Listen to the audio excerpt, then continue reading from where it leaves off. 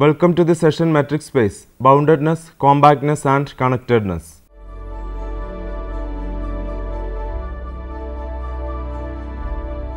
Definition 1. A set is bounded when the distances between any two points in the set have an upper bound. The least such upper bound is called the diameter of the set. Diameter of the set B equal to supremum of distance between x comma y such that x and y belongs to the set B. Example, the set right opened interval AB is bounded in R because distance between x comma y less than or equal to B minus A for any two elements in the right open interval AB. In fact, the diameter of the right opened interval AB is equal to B minus A. The set R is unbounded because distance between 0 comma y equal to mod y can be made as large as needed. Note that boundedness is a property of how large a set is. However, it is not a good metric property. If B is a bounded and f is a continuous function, then fb need not be bounded. Thus, a set may be bounded in one metric space X, but not remain so when X is deformed continuously to another. Proposition 1. A set B is bounded when it can be covered by a ball. That is, B is subset of BRA where R greater than 0 and A belongs to X. For example, the set right opened interval 0 1 union open interval 2 3 is bounded because it can be covered by the ball B for 0. Definition 2. A set B is totally bounded when it can be covered by a finite number of epsilon balls, however small epsilon. That is, for every epsilon greater than 0, there exists A1, A2, etc. An, B subset of union I varies from 1 to n B epsilon Ai. Example, the set closed interval 0 1 is totally bounded because it can be covered by the balls for n equal to 0, 1, 2, 3, etc. n, where n is greater than 1 by epsilon. Proposition 2. A totally bounded set is bounded. Proof. Let B be a totally bounded set. Therefore, we can cover it by finite number of epsilon balls, in particular by 1 balls. That is, B is fully contained in union I varies from 1 to n B1 Ai. Since there are only a finite number of these balls, we can find the maximum distance between their centers. That is, D is equal to maximum of distance between Ai comma Aj. Now, given any two points x comma y in B, they must be covered by two of these balls B1 Ai and B1 Aj, say. Therefore, using the triangle inequality twice, d of x comma y is less than or equal to d of x comma Ai plus d of Ai comma Aj plus d of Aj comma y, which is less than or equal to 1 plus d plus 1. That is, d plus 2 is an upper bound for the distance between two points in B. Compactness. We define compact set to be the closed and bounded set in R2. However, the definition of compact is not exactly the same in metric space. Definition 3. The set S is compact if any infinite sequence in S has convergent subsequence in S. From the definition, it is very easy to see that a compact set is closed in any metric space. However, in general, closed and bounded does not imply compact. We can see that we need the concept of convergence, hence metric in the definition 3. Definition 4. Let C be the collection of some open sets. If S is subset of union of U where U belongs to C, then we say that C is an open cover of S. C is called a finite cover of S if C is an open cover of S with finitely many elements. D is called a subcover of S with respect to C if D is fully contained in C and S is fully contained in union of U where U belongs to D. For example, C equal to set of all intervals 1 by n comma 1 such that n belongs to n is an open cover of open interval 0, 1, but not of closed interval 0, 1. If we add the intervals open interval minus 0.1, 0.1 and open interval 0.9, 1.1 to C, then C is an open cover of closed interval 0, 1. Theorem 1. S is compact if and only if every open cover of S has a finite subcover. The second part of the theorem means that for an open cover C of S, there exists D subset of C with finitely many elements, where D is a cover of S. Here C may have uncountably many elements. Proof. Suppose S is compact and there is an open cover C which cannot have a finite subcover. Exclude those elements in C which is a subset of the union of other elements. Therefore, for any u belongs to C, we can choose x belongs to C such that if u not equal to v belongs to C, then x does not belongs to v. Now, for each ui, pick xi in such a manner. As no finite cover with respect to C exists, set xi forms an infinite sequence. Hence, there is a subsequence converging to x in S. Now, x belongs to u for some u belongs to C. This u contains infinitely many xi contradicting the choice of xi. Conversely, suppose there is an infinite sequence xi which does not have convergent subsequence. Then, for each x belongs to S and xi not equal to x for any I, there is Rx greater than 0 such that B of x comma Rx contains no xi, or if x equal to xi, there is Rx greater than 0 such that B of x comma Rx contain one xi only.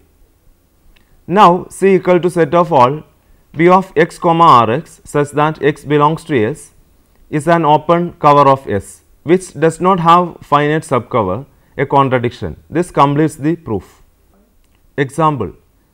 The right opened interval 0, 1 is not compact because the cover of balls for n equal to 2, 3 etc. has no finite subcover.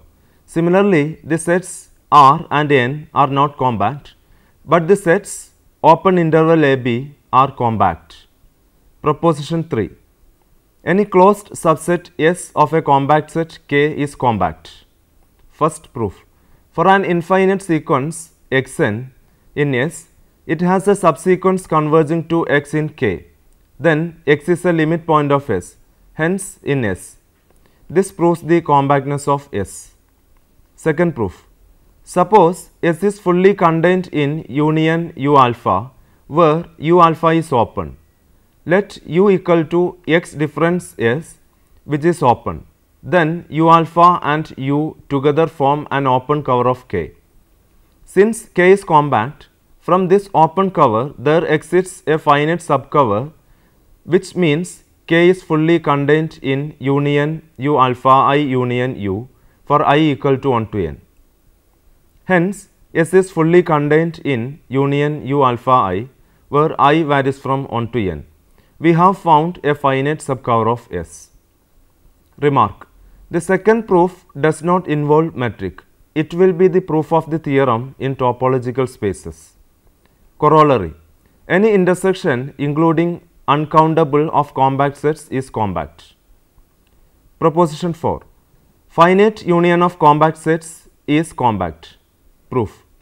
Let K equal to union Ki, where I varies from 1 to n, where Ki is compact, and C be an open cover of K. Now, for each Ki, we pick finite elements of C to form a subcover Ci. Now, union Ci, I varies from 1 to n, is a finite subcover of K. Compactness and continuity. Theorem 2. If f from x to y is continuous on x, then f of k is compact in y for any compact subset k of x. Recall that f of k is equal to set of all f of x such that x belongs to the set k. Proof. Take any infinite sequence, set f of xn in f of k, then there is a subsequence xnj converging to x belongs to k. This implies f of xnj converges to f of x in f of k. Now we turn to see the generalized extreme value theorem. Theorem 3. Suppose f from x to y is continuous on k compact in x and y belongs to the set y, then there exists x belongs to k such that dy f of x comma y greater than or equal to dy f of z comma y for all z belongs to k. Proof. First we show that there exists m such that dy of f of z comma y less than or equal to m for all z belongs to k. Otherwise, for each positive integer n, we have zn in k, so that dy of f of zn comma y greater than or equal to n. Since k is compact, the sequence zn has a subsequence converging to z.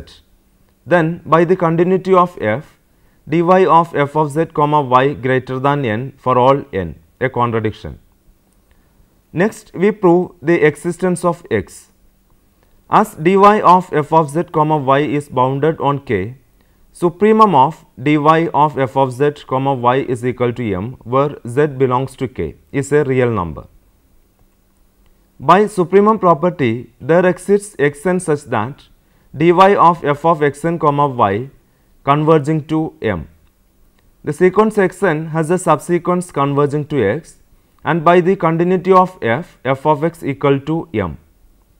Remark. Actually, we do not need to assume x to be a metric space in theorem 3. We can proceed the proof by only considering open sets in X. The extreme value theorem we learnt in lower classes is just the special case of this theorem. When we take x equal to y is equal to R, the real set, K to be a closed and bounded interval, D to be the usual metric and y equal to 0. Before we end this session, let us go a little bit deeper to the concept of uniform continuity. Some of the beginning analysis course includes this concept and some does not. Anyway, let us see the definition first. Definition 5. A function f from x to y is said to be uniformly continuous on a set S if for every epsilon greater than 0 there exists delta greater than 0 such that dy of f of x1 comma f of x2 less than epsilon whenever d of x1 comma x2 less than delta for x1 and x2 in S. Obviously, uniformly continuous are continuous. In general, continuity does not imply uniform continuity. However, in some conditions, the weaker one implies the stronger. Theorem 4. If f from x to y is continuous on a compact K, then f is uniform continuous on K. Proof.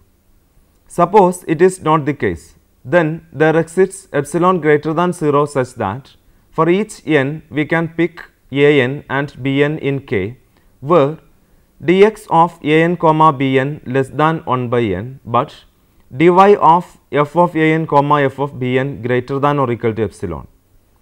Now, the sequence an has a subsequence anj converges to a in K. Thus, bnj converges to a and f of bnj converges to f of a. To reach a contradiction, choose n so that j greater than n implies dy of f of anj comma f of a less than epsilon by 2. Then epsilon is less than or equal to dy of f of bnj comma f of anj less than dy of f of bnj comma f of a plus dy of f of a comma f of anj, which is less than dy of f of bnj comma f of a plus epsilon by 2 for all j greater than n. This shows dy of f of bnj comma f of a greater than epsilon by 2, which is wrong. Connectedness.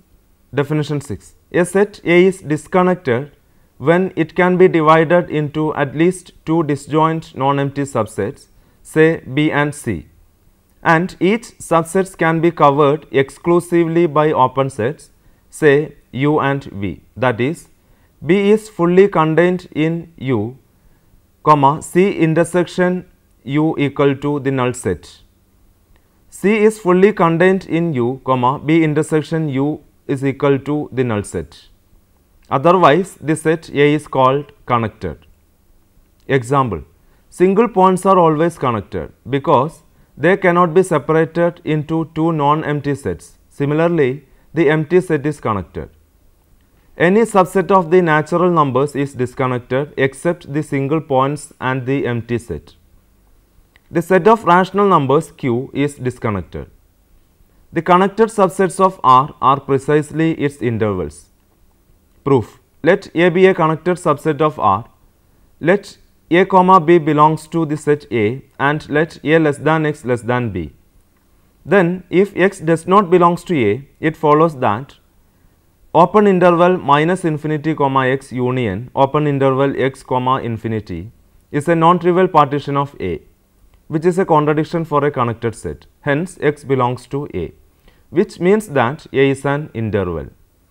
For the converse, first consider an interval, closed interval AB. Suppose it should be connected. Then it can be split up into disjoint subsets B and C, each covered exclusively by U and V respectively. Suppose B belongs to the set B, which is fully contained in U, say. Consider the open set V intersection the closed interval AB, open in closed interval AB. Then this set is bounded above by B and is non-empty because it contains the non-empty set C. Hence, by the least upper bound property of the real numbers, V intersection the closed interval AB has a least upper bound alpha which is less than or equal to B. Now, alpha ought to belong to either U or V. If it belongs to U, then we should find an epsilon ball around it contained completely in U, but this would make alpha minus epsilon a smaller upper bound. If instead it belongs to V, then we can find an epsilon ball around it contained completely in V, but then there would be points of V larger than alpha. As both of these are contradictory, we conclude that the set closed interval AB is connected. Now consider any other interval. The intervals phi equal to open interval A comma A and the singleton set A equal to closed interval A comma A are always connected. So, suppose the interval contains at least 2 points and is disconnected. Then we can find 2 points contained in separating open sets A belongs to U and B belongs to V. But this means that the set closed interval AB is disconnected using the same open sets U and V, which is false. Hence, every interval is disconnected. Theorem 6. If f from x to y is continuous and A is subset of x is a connected set, then f of A is connected subset of y. Proof. Suppose f of A is disconnected into non-empty disjoint sets A and B covered exclusively by the open sets U and V. That is, f of A equal to B union C, which is fully contained in U union V, U intersection C equal to V intersection B equal to the null set. Then A equal to f inverse of B union f inverse of C, which is fully contained in f inverse of U union f inverse of V. F inverse of U intersection f inverse of C equal to f inverse of V intersection f inverse of B, which is equal to the null set. Moreover, f inverse B and f inverse C are disjoint and f inverse U and f inverse V are open sets. Hence, f of A disconnected implies A is connected. This means that the property of connectedness is preserved by continuous maps. In particular, a path which is a continuous function gamma from closed interval 0 on to x has a connected image. For example, straight line segments, circles and parabolas in R2 are connected. Corollary. intermediate value theorem.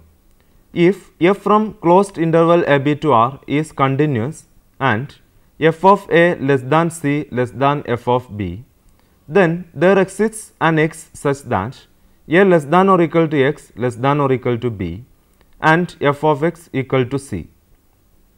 Proof. We have proved that the closed interval a b is a connected set and hence f of closed interval a b is also a connected set in R. But connected subsets of R are just intervals. Now f of a comma f of b belongs to f of closed interval a b, that is c is equal to f of x for some x belongs to the closed interval a b. Similarly, a continuous function f from closed interval 0 on square to R has the same property. If f of a less than c less than f of b, then there exists an x belongs to closed interval 0 on square such that f of x is equal to c. By the above theorem, this remains true if we substitute closed interval 0 on square by any connected subsets of R2. Let us summarize the major points discussed so far. A set is bounded when the distances between any two points in the set have an upper bound. The least such upper bound is called the diameter of the set. A set B is bounded when it can be covered by a ball. A set B is totally bounded when it can be covered by a finite number of epsilon balls, however small epsilon. A totally bounded set is bounded. The set S is compact if any infinite sequence in S has convergent subsequence in S. Let C be a collection of some open sets. If S is fully contained in union of U, where U belongs to C, then we say that C is an open cover of S. C is called a finite cover of S if C is an open cover of S with finitely many elements. D is called a subcover of S with respect to C if D is fully contained in C and S is fully contained in union of U where U belongs to D. S is compact if and only if every open cover of S has a finite subcover. Any closed subset S of a compact set K is compact. Any intersection including uncountable of compact sets is compact. Finite union of compact sets is compact. If f from x to y is continuous on x, then f of k is compact in y for any compact subset k of x. Suppose f from x to y is continuous on k compact in x and x belongs to k, then there exists y in y such that dy of f of x comma y greater than or equal to dy of f of z comma y for all z belongs to k. A function f from x to y is said to be uniformly continuous on a set S if for every epsilon greater than 0 there exists delta greater than 0 such that dy of f of x1 comma f of x2 less than epsilon whenever dx of x1 comma x2 less than delta for x1 and x2 in S. If f from x to y is continuous on a compact K, then f is uniform continuous on K. A set A is disconnected when it can be divided into at least two disjoint non-empty subsets, say B and C, and each subsets can be covered exclusively by open sets, say U and V. Otherwise, the set is called connected. The connected subsets of R are precisely its intervals. If f from x to y is continuous and A is subset of x is a connected set, then f of A is connected subset of y. Intermediate value theorem. If f from closed interval a b to R is continuous and f of A less than c less than f of b, then there exists an x such that A less than or equal to x less than or equal to b and f of x is equal to c. Now, you may try to attempt the questions given here. First one, show that any subset of a bounded set is bounded. The union of two or finite number of bounded sets is bounded. Repeat the exercise with totally bounded sets. Second one, show that in R a bounded set is totally bounded. Third one, show that compact sets are closed and bounded. What about the converse? Fourth one, show that the closed interval 0, 1 is not compact in Q by finding an infinite open cover that does not have a finite subcover. Fifth one, show that any intersection and any finite union of compact sets are compact. Sixth one, show that the only connected subsets of Q are the single points or the empty set. And the last one, let y be a positive real number. Use the intermediate value theorem to show that nth root of y exists. I suggest the following books for your further reference. First one, Principles of Mathematical Analysis by Walter Rudin, McGraw-Hill Book Company, Auckland, 1985. Matrix Spaces by P.K. Jain and K. Ahmed, Narosa Publishers, New Delhi, 1993. Third one, Topology by J.R. Mungers, Prentice Hall of India, 1991. Fourth one, Introduction to Topology and Modern Analysis by G.F. Simmons, McGraw-Hill, 1963. And the fifth one, Matrix Spaces by B.K. Tyagi, Cambridge University Press, New Delhi, 2010. Hope that you have enjoyed with this session. We will meet again with another topic. Thank you.